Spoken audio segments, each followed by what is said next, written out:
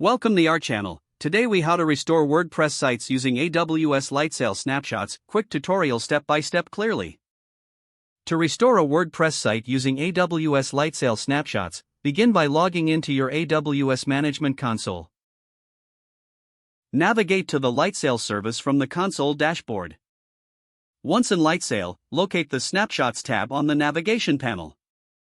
Here, you will see a list of your available snapshots. Identify the snapshot you want to restore. Click on the snapshot name to view its details. Review the snapshot details to ensure it is the correct one for your restoration. Now, click on the Create a New Instance button.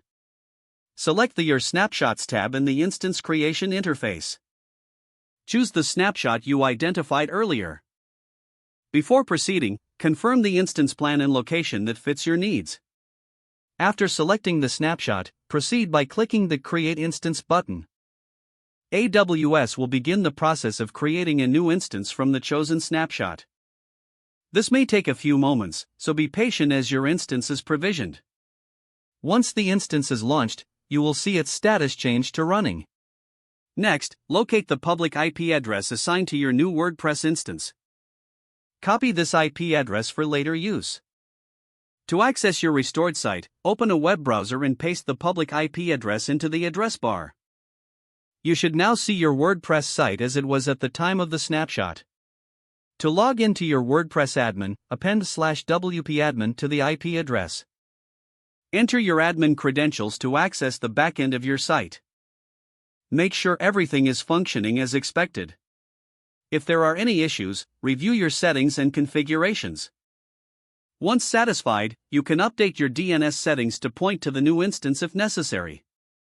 Now your WordPress site is successfully restored using an AWS Lightsail snapshot.